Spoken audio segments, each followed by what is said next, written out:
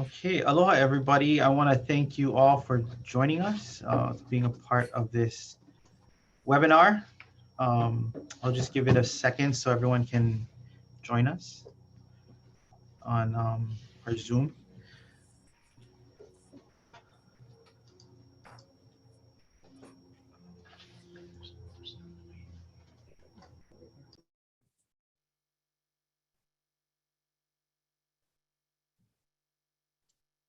We're just admitting everyone now.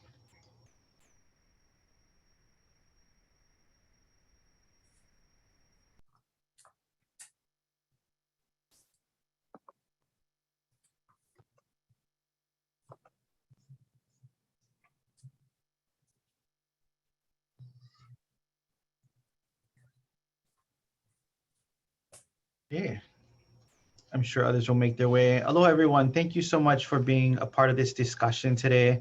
It's a chance for us to talk story with two very important people at a very important time. Aloha to all of you joining us in the audience here. And especially mahalo nui to Senator Dela Cruz and Representative Luke for your making yourself available. I mean, I know this is conference week. You're super busy. And so squeezing us in and giving our greater community an opportunity to better understand what's going on at the legislature is critical. But we thank you for making time for this. I wanted to kick us off and just start by giving you a chance to introduce yourselves. You know, I'll start by, I know Senator Dela Cruz, you know, we just bought an apartment building in his community over there for support our housing goals. And we also just wanted to have stake in your community so our people can vote for you if, Thank you. you know, and support some of the great things that are going on there. But can you tell us a little bit about your community, what you've been working on? You've been in the system for quite a while. Can you tell us a little bit about yourself? Okay, I think, thank you for including Sylvia and me in this discussion. Normally we would be conferencing only with each other, so it's a good thing, we were able to break away. I just want to say that even though both of us may have been in government for a while, I really believe that the both of us are constantly looking at how we can change status quo.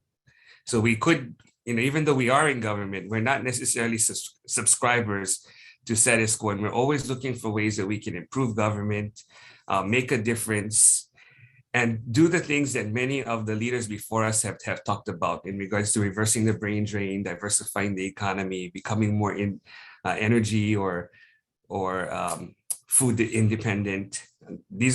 A lot of these things, the issues are so big and long-standing that it does take a while. In my district, some of the things that line up with that is purchasing a lot of the ag land that was once Dole's and Del Monte's. We talked about diversifying ag. How do we transition it from sugar and pineapple to something new? By buying all that ag land, we're slowly able to make strides.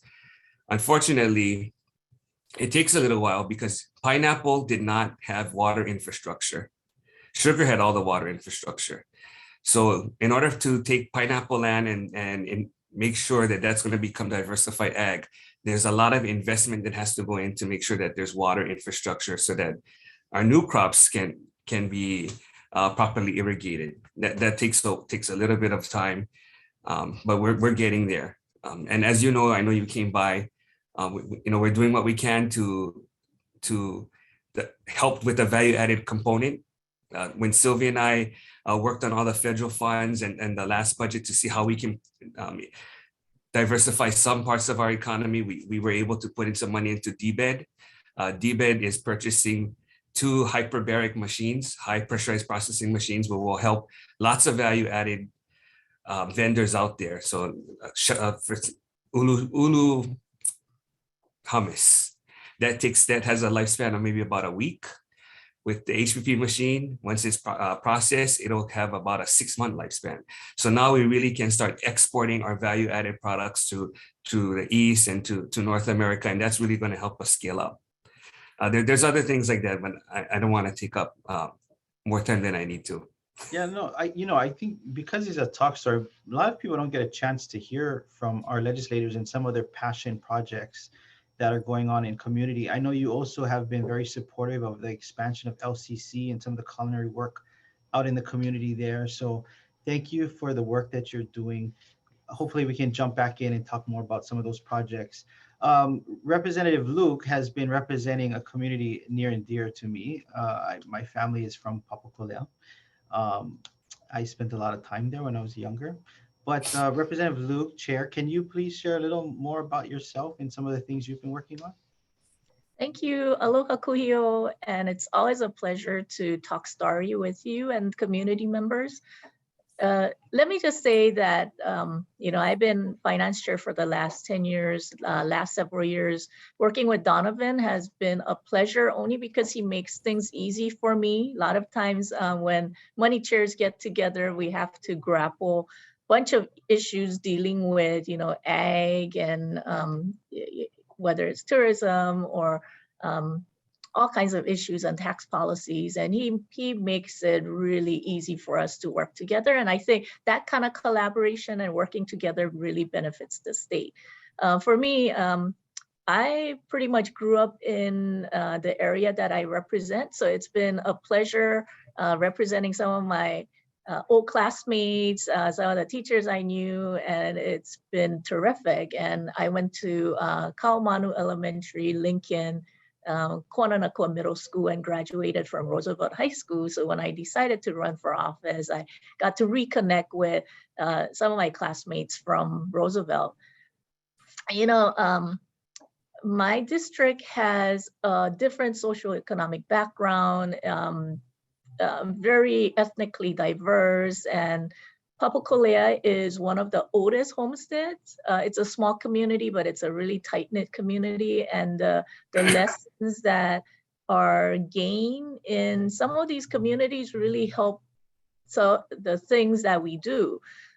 I think as money chairs, and Donovan does this as well, we take our committees into various communities so that legislators don't just represent the interests of their district, but really represent the interests of the entire state. So, we even went to Lanai to look at the issues struggling with Lanai residents, and the turnover at the school in Lanai with teachers and even keeping principal has been, you can probably see how it's challenging it is, and with the cost of living. And we also visited Molokai, various areas like Lapahoihoi. Those issues are very different from what's going on in Kauai. And I think that's one of the benefits of going out into the community and really listening and learning about the issues that are really important to them.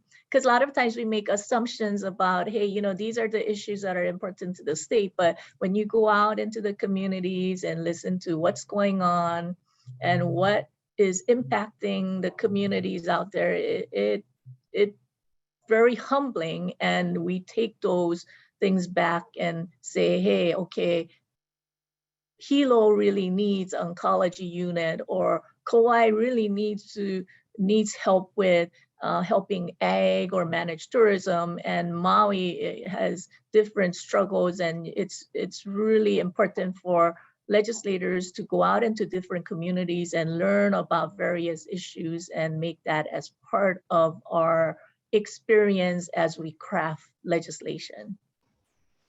Thank you. But before we jump into the questions, we only have so much time with you. I'm kind of curious to know what happens behind the scenes when you two guys get together, like during now, like conference week, to hash out any differences between the two houses. Like, what can you paint a picture of what that's like? Is it just, like happy time, or is it like, does it get brutal? Maybe we'll start with Senator Dela Cruz. You're on mute.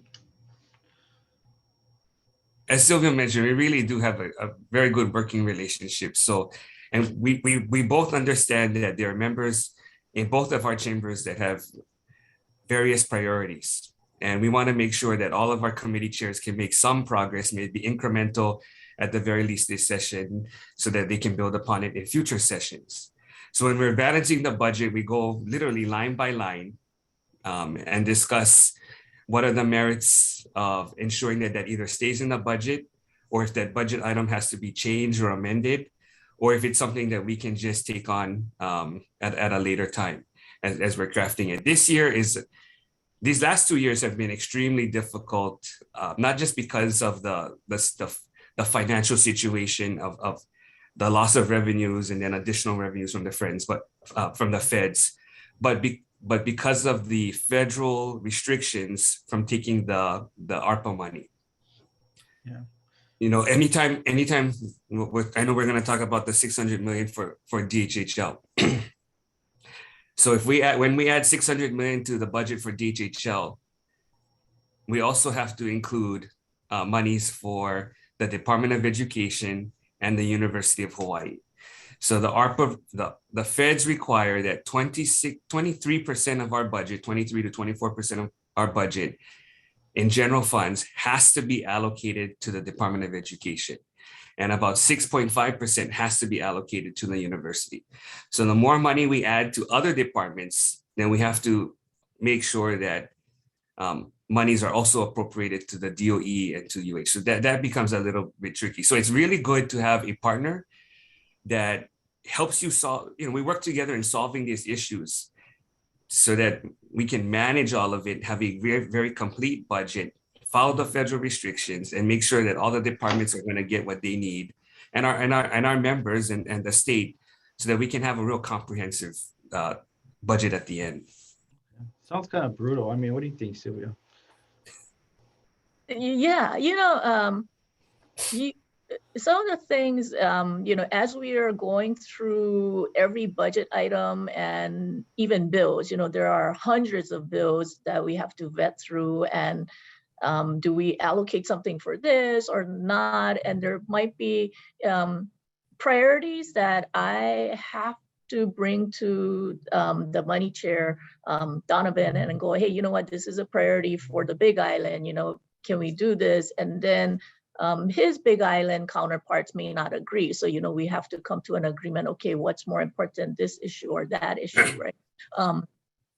The thing is, at the end of the day, I mean, there are situations where both Donovan and I, we have to stand up for the interests of different communities or members, or what are some of the priority. There's some areas where we go, okay, we cannot come to an agreement, but we don't take it personally. Yeah. And we don't come back and go, okay, I can't talk to you and slam the door. And, it's because there's only so short an amount of time that we just gotta, power through, and we go, okay, if we cannot come to an agreement, then we'll leave that on the side and then tackle another issue. Because if we come to a stalemate, it hurts the entire legislature in the state. So I think the big component is, no matter what happens, we don't take it personally, and then we just power through.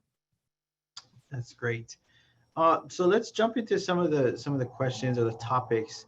The state has for the first time in a while a surplus. Can you share how this surplus came about? Maybe we'll start with Chair Luke. Okay. So what a difference 2 years has made. 2 years ago, we were looking at a potential $2 to $3 billion budget deficit. And the last time we had a budget deficit that large was in 2009, after the big recession. And 2009, the legislature and the what had happened was significantly different from what has happened in 2020 and 2021. In 2009, we didn't have the type of significant amount of federal relief funds that came to the legislature.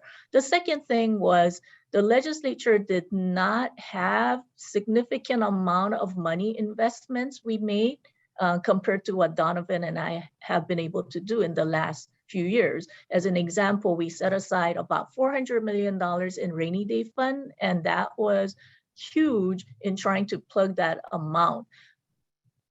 At that point in time in 2009, because we didn't have federal relief and we didn't have reserve built up, one of the things that the legislature did at that point, and it was prior to both Donovan and I being in charge of the budget, the legislature and the state raised taxes to plug the hole, and then they raised taxes in the amount of, I think, in the tune of around like $300 or $400 million. The other thing that the then governor instituted was furlough Friday. So they pretty much shut down government every Friday to save money.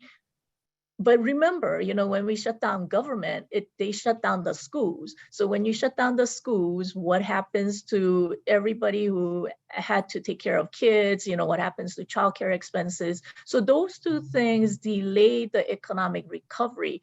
Fast forward to 2020, what we have now is huge amount of federal relief. We had very cautious tax approach where we didn't go and increase taxes. We didn't cut significant amount of essential services. We didn't do furlough Fridays, and we had reserves, and we did different things where we were able to balance. And so because of that, the economic recovery sped up a lot quicker than what happened in 2009. In 2009, one of the things that we sadly cut was adult dental care for Medicaid patients. And you think about that, the devastating impacts of cutting something like that.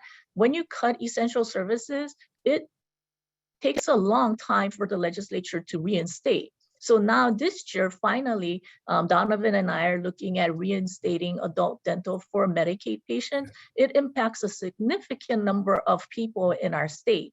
So it has taken this long, and I think that kind of slows down economic recovery. So I'm going to stop there and then, you know, allow Donovan to talk about, okay, what happened now with this economic recovery. Senator Dela Cruz or Chair Dela Cruz, you want to add to that? So, you know, it is totally night and day, like what Sylvia mentioned. And so now revenues are up, but we are not looking at just restoring government as business as usual. And I'll give you a couple of examples. As we reappropriate money back into the budget to help the departments, one of the issues that came up was project engineers. So DAGS, Department of Education, University of Hawaii, they hire engineers so that they can manage projects, Aloha Stadium, whatever the case may be for our construction projects. But they're becoming more and more difficult to hire. You know, our government salaries are not as competitive as the private sector. So what we're doing is working with the departments on establishing project managers versus project engineers, so that they can help us manage more and more projects. And this is especially for the neighbor islands. So when we went to the Big Island, we went to Maui, they have a very hard time hiring project engineers. So working with the departments, we came up with a new way of how we can maybe build back a better government. Something else that we're doing is we had put money into Department of Labor so that we can hire more interns for IT, for our social services, working with the community colleges, hopefully as we establish more CTE programs and academies at the high schools, we can have a pipeline for interns so that they get their CTE certificate or AA, they work for the state 6 months, 1 year as an intern. That will give them the work experience they need so that we can hire local, you know, fill our vacancies, help build people throughout the system, keep people at home. Those are just a couple of the things that we're working on. But because of the additional funds that we have, we are looking at things like paying down debt service, putting in money to the ERS, putting in money to the EUTF, pay down some of these things so that future legislatures will not be forced to have to put this into the budget, so that we can either give back money to lower taxes, give back money, or reinvest into things that will help the public in general. It'll give future legislators a lot more options. Can you tell me, like, how much is the surplus this year? What does the budget look like for the state of Hawaii this year compared to last year? So there's probably an additional $2 billion But what I do want to say is, even though Sylvia and I would definitely love to return most of that back to our taxpayers, the federal restrictions that I talked about earlier, there is a recoupment clause. So for the numbers that we were presented by the administration in 2000, fiscal year 22, fiscal year 23, fiscal year 22, if we end up providing any type of tax relief that costs more than 300 million, and that includes tax credits for various things. Anytime you go above that threshold, then we actually have to raise taxes because we have to recoup what we're providing as relief to our residents. So we're capped at how much we can provide for relief. Can you tell, does that number include the federal stimulus, the ARPA funds, or is No, you cannot. No, it's all general funds. Okay, General so that's fund. just general funds. Okay, so there's also the ARPA funds that need to be used as well. Is that correct? Yeah, that's correct. Does that take us to like $3.6 billion at this, or what does that number look like? No, so that was about 1.6 billion over the 2 fiscal years though. So Okay. most of it was spent last year already because that's when we had the big puka. Okay. All right, so I'm going to jump into probably a topic that is discussed a lot between the two of you, and that's the $600 million that has been talked about in media to support the Department of Foreign Homelands. So thank you, first of all, for just having this discussion. We know that it's a promise that hasn't been fulfilled to support the department in achieving its needs.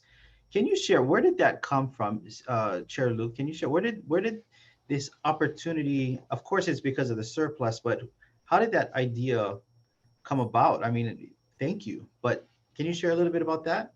Right. So one of the things that Donovan and I discussed early on, knowing that the economic picture looked better, was what is that one, what are a couple of things we want to accomplish and make a large investment? And we both felt that it was a moral and just a kind of a justice thing to do. It's a moral obligation for us to come out of this session making a large commitment to help Native Hawaiians. And whether it's dealing with DHHL or other issues, we felt we needed to make this big commitment, only because if we cannot do it in a time where, if we're not going to do it when we have a surplus, when are we ever going to do it? So this is a huge opportunity for us to tackle the wait list and tackle Native Hawaiian issues. The $600 million, thanks to the efforts of, I think, folks like you, Kūhiō and CNHA, and also DHHL leadership, have given us new inspiration and just thinking about the possibility of what could be. And I think CNHA has really led the effort and became very visionary when looking at different alternatives to either home ownership or taking care of the needs of the Native Hawaiian population. So we were inspired by some of the things that the community members were doing. And the idea of 600 million didn't just come out of just a guesswork. So we had extensive meeting about, okay, what does this 28,000 on the wait list look like? And out of the 28,000 individuals on the wait list, about half the population already own a home, according to data. And thanks to the work that you folks did, and then others have provided us guidance with that. So half the population own a home outside of the HHL, but the half the population on the wait list don't own a home. And coincidentally, about half the population on the wait list are 100 AMI and less. So in as much as DHHL continued to build homes, and they're building homes, even if it's a less than market value, they're still selling it for about 500,000 or 600,000. And the 100% AMI population will never be able to afford a $600,000 home. And that's when the idea of, hey, we got to do something different. We cannot continue to just build homes that people cannot afford. We have to build homes and provide home ownership for individuals and give them the tools to be able to afford. So that's why I think we had discussions about, okay, should it be down payment assistance, or should it be interim rental assistance, or should we look at non-DHHL land? Because I think one of the things that people mistaken is that DHHL own a significant amount of land, but as you know, Kūhiō, and of course, Senator Dela Cruz, the amount of land that DHHL has, about, I think they have about 200,000 acres, but 60,000 acres are not usable because those are conservation land and special management land, and they even own land on Mauna Kea.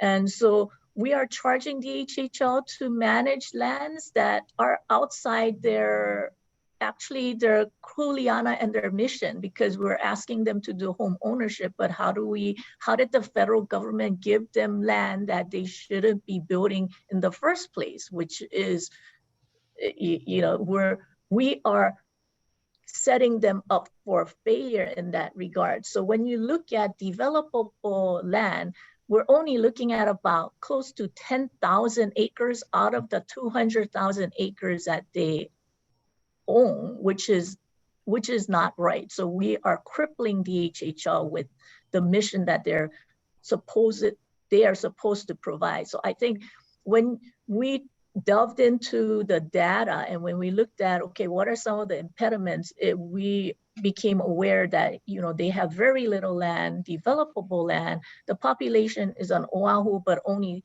about 300 to 400 acres are developable. And then we have to think about different ways. So I really want to thank you guys, you know, Kūhiō and CNHA and other Native Hawaiian advocacy groups for bringing this to light. And so we're very hopeful that this will be a new way for us to tackle the wait list.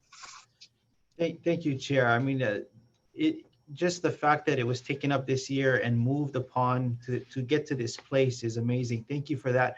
Senator Dela Cruz, Chair Dela Cruz, I wanted to, maybe, I'm not sure where things are. I know this week is probably the week where things start to materialize, but can you share with us, I know you've been very adamant that these resources need to go towards action. And so can you tell us a little bit about like where you're coming from in terms of this 600 million in the break that you see? You know, first of all, I really want to say that we probably are going to come up with something that is going to help many different segments that Sylvia spoke about. You know, so right now we have the Senate position that's slightly different than the House position, but we are going to work on something that we know is going to still achieve what everybody wants at the 600 million. You know, the Senate, like the House, did put in a large amount of money for down payment and mortgage assistance. DHHL and I think you and your organization was able to get a lot of input, and so from stakeholders and beneficiaries, and thank you for that, because that was very useful. That many people would like to have the down payment assistance or the mortgage assistance and take themselves off the list. That's something that maybe wasn't discussed in the past at this level, but that is huge. And like Sylvia had mentioned, that will already help bring down the list dramatically. So the rest of the money that the Senate committed to were to projects that we felt DHHL could try to complete within the next 5 years. So by 2028, they told us that those projects that we put in could be accomplished by 2028. And so somewhere in between of what the Senate was tried to propose and what's in the House bill, we're probably going to come up with some combination that helps achieve the goals. Thank you, Senator. And really, thank you, both of you, for your commitment to helping fulfill this promise made to so many. And I know that our community thanks you as well. Many of them are here. I see leaders from various homesteads on this call. So on behalf of all of us, thank you for taking this up and figuring out how to tackle this wait list. One thing I do want to say is, I think what's also different this year, even though we do have the funds, is people like you and your organization stepping up to the table and being a lot more active at the legislature and providing that information. A lot of people may want these things to happen, but they're not present at the legislature and they're not consistently knocking on our door the way you are to make sure that these things are a priority. So I'm hoping this type of advocacy is going to occur more in the future. Thank you. So everybody on this call, make sure you engage your legislators and make sure that your efforts are brought forward. It's a continuum. You got to keep going. You can't just let them off the hook that easy. Well, I mean, including your guys' participation, it takes both sides. Yeah, right. Another topic I just want to jump into really quickly is the Office of Foreign Affairs. They've been asking for quite some time for their pro rata share to be reviewed. It's been capped at 15.1 million, and their analysis shows that that amount should be a lot more. Can you tell me what efforts are being discussed right now to revisit that and support the Office of Foreign Affairs in their request? Let's start with Chair Luke. Yeah, so and as much as we want to take care of DHHL, DHHL's mission is really the 50% blood quantum and that segment of the population. We cannot ignore the fact that the state has an obligation to take care of all Native Hawaiians, and that is the mission of Office of Hawaiian Affairs. And as you recognize, Kūhiō, the amount allocated to OHA has been statutorily set as an interim amount at 15.1.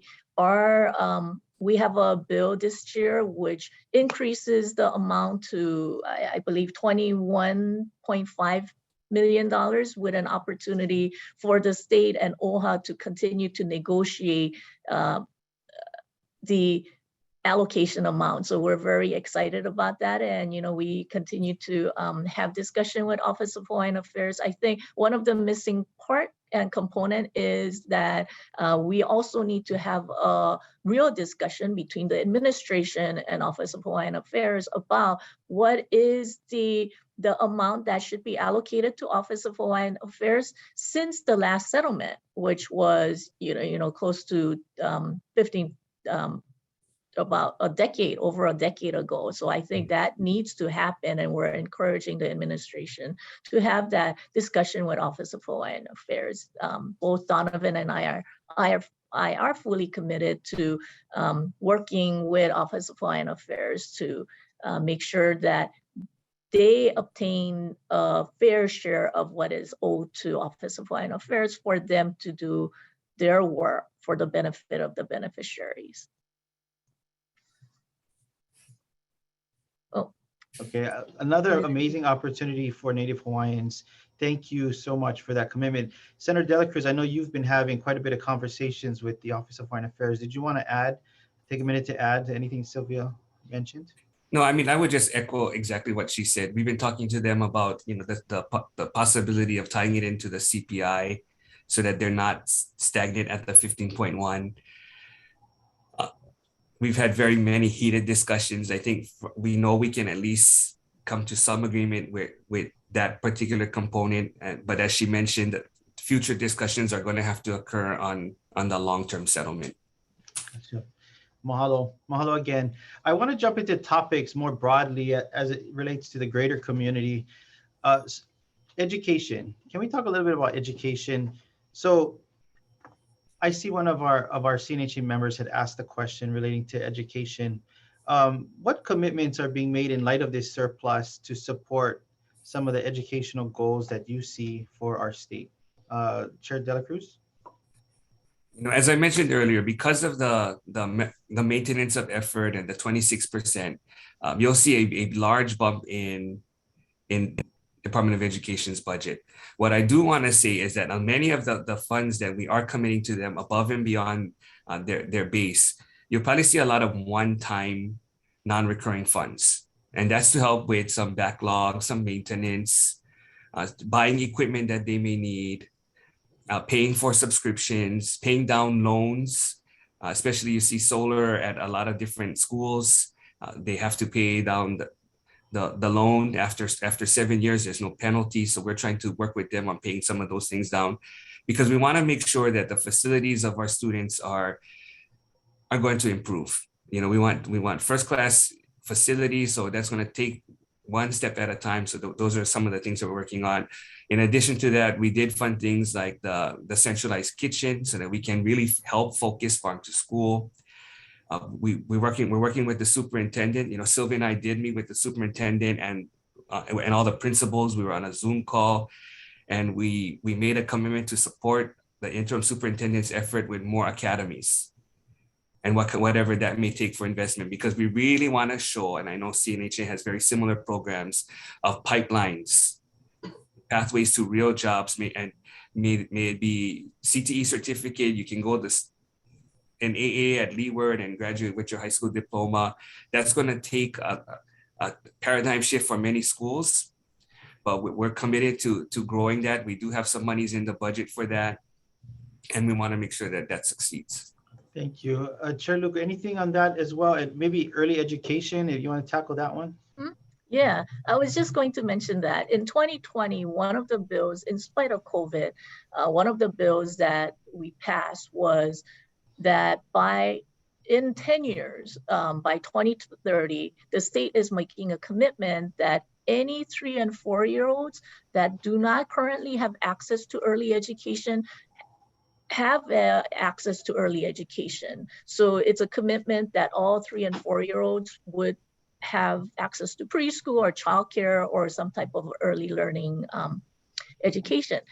Part of that is really the resurgence of immersion school and Hawaiian medium school.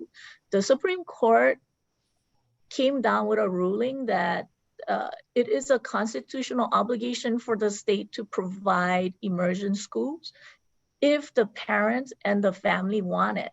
Right now, we don't have enough immersion school teachers. We don't have an immersion school pathway, Hawaiian medium pathway. So one of the things that we included in the bill in 2020, where we said we're going to build tons and tons of preschools and childcare facility, we also allow for a pathway for immersion programs. So we work very closely with UH Hilo, Imiloa, and they are ready to build an immersion preschool pathway. So this will be really exciting, where we will be providing opportunities for teachers or potential teachers who want to be in immersion program and who want to teach in Hawaiian medium to go to Imiloa and UH Hilo to become preschool teachers, because education really start at the preschool level. You can't just open immersion program in high school, or you can't just open it in elementary even. You have to start at the preschool level. So we're very excited about that initiative as well.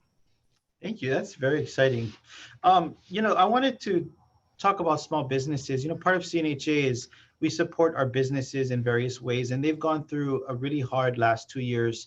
What types of incentives or opportunities might exist through the budget or through other means, incentives that can support them as they work to stabilize post-pandemic? Chair Luke, you want to take that one, and then we'll give Senator Dela Cruz a chance as well. Yeah, working with the Department of Economic Development, there are different opportunities for us to support small businesses, especially with manufacturing grant. If small businesses that are interested in high tech, there's accelerated rater program. And I think, part of helping small business is really understanding where to go for help and where to go for relief. So it's really closely working with DBED and looking at different alternatives. Senator? Yeah, I just want to add to that. So there's several grant programs that we're funding at HCDC in the millions of dollars. So those hopefully are going to be available to small businesses, small entrepreneurs, so that they can get the kind of products up, especially the things that you guys are pushing at and your pop-up makeke. We want to help our help our local Kama'aina residents so that we can have as much manufacturing as possible. One thing I do want to say though, another thing that did help the restaurants in particular recently was the restaurant card. That was something that Chair Luke worked really hard when we were crafting the budget. That was a priority for her to make sure that we funded that. And she actually not just funded it, but she really worked closely in managing the project so that working with Gwen Yamamoto from DBED and the restaurants and the businesses, getting that out. She took it from an idea to making sure that it got funded to making sure that it got implemented. So that took a lot of her time, and we can, lots of restaurants were able to benefit that and hope and keep their restaurants still alive and open for business. Is there another restaurant card on the horizon, possibly? Maybe when the finance chair is on the 5th floor, maybe that's going to be a part of the administrative package in the future. Okay. I wanted to close this out. I think it's important that people know our elected leaders more intimately. So if we could, I just wanted to ask what some of the projects that are important to you are. And I know Chair Dela Cruz, you already started on that, but what is it that you're passionate about as legislators? What makes you be a legislator? Why? And what are some of the important things that are going on for you in your head and as you move forward in your career paths? Chair Luke? One of the things that inspired me to come to work every day is even the little things that we do, it helps people. So one of the things that both Donovan and I worked on is making sure that people on unemployment get paid, and just to help and then call the unemployment office, track that, and then coming to a point where you get a call back and say, hey, I got my check. I mean, those things that inspire us, because can you imagine if we cannot go and make a difference in people's lives, then what are we here for, really? And just the little things inspire us. Up in Big Island, a community in Papaloa was devastated because a county gym got torn down, and that's where, even if it's a county project, state legislators stepped in and say, hey, is there a way that we can help? And I think it's really about us going out into the communities and finding out what's going on and trying to solve issues, because people are not going to care whether you are an elected official from the county or the state or federal. They just want their issues and they want to be heard. And I think those things inspire both Donovan, and I continue to work hard for individuals. And I think, when you have young leaders, I look at some of the